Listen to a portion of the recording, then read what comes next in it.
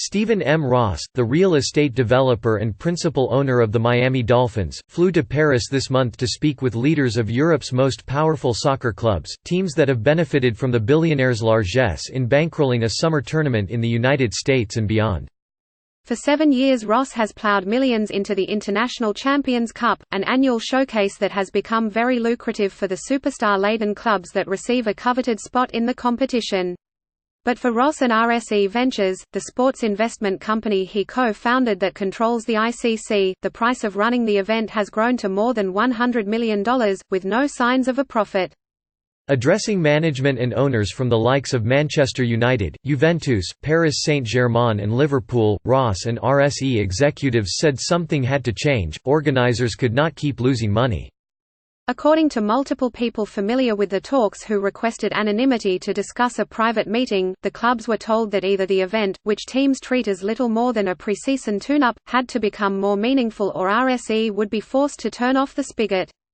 While the ICC's games have drawn some of the biggest crowds in soccer history, 109,318 squeezed into Michigan Stadium in 2014 to watch Manchester United beat Real Madrid 3-1, it has failed to attract the type of investment from broadcasters and commercial partners that is necessary for a profitable future.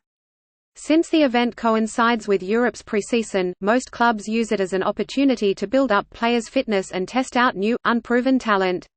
Top performers and big names often play limited minutes, if any, to the annoyance of fans. Ross's group wants the teams to commit to a tournament with legitimate stakes, one with the kind of competitive tension seen in other events, something akin to taking the Champions League, Europe's wildly popular club competition, on tour. The teams were told that, if they agreed, they could make much more money than they currently do from ICC games, while Ross would finally be able to see his investment pay off. Ross's trip included a meeting with European soccer's governing body, UEFA. The ICC organizers want to secure UEFA's backing for any new event by having it partner with them or allow them to use its branding to give the tournament the sheen of excellence and importance they crave. Ben Sosenko, a spokesman for Relevant Sports, a division of RSE that promotes the tournament, declined to comment. The clubs acknowledged that the tournament needed changes, but no decisions were reached in Paris. Instead, the teams agreed to set up a joint working group with Relevant to study whether another high-profile event was desirable or feasible in global soccer's increasingly crowded calendar. They are expected to report back in the spring. The talks came during a critical time for global soccer, as the game's influences are competing to shape the future of the sport and carve out their own interests.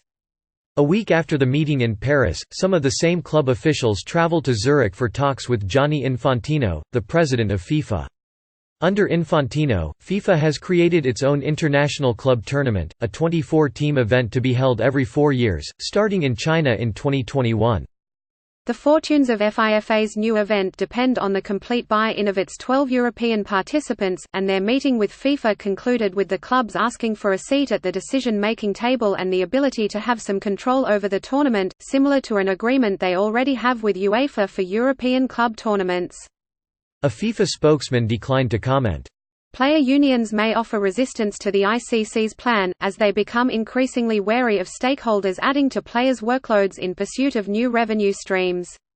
2 days after the meeting in Paris, FIF Pro, the main global players' union, announced it had founded a new council that includes Vincent Kompany, the Belgian star who has spoken out about the number of games players are expected to appear in. Top leagues may also be an obstacle. They have been largely opposed to suggestions for new competitions.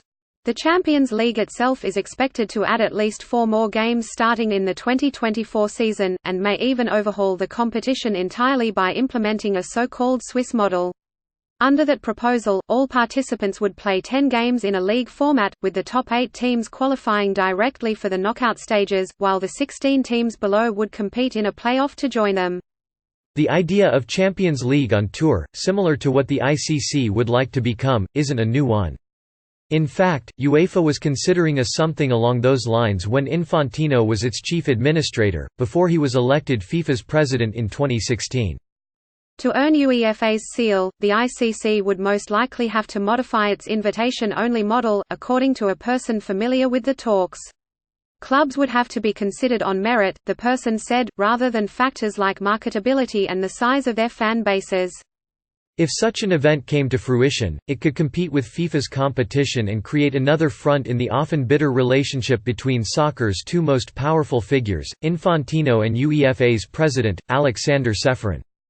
The two have spent much of the last 2 years clashing over various issues, including FIFA's World Cup. Most recently, tempers flared after details leaked from a meeting between Infantino and Florentino Perez, the Real Madrid president, over Perez's desire to create a super league that would unmoor the biggest teams from the domestic competitions in which they have played for decades.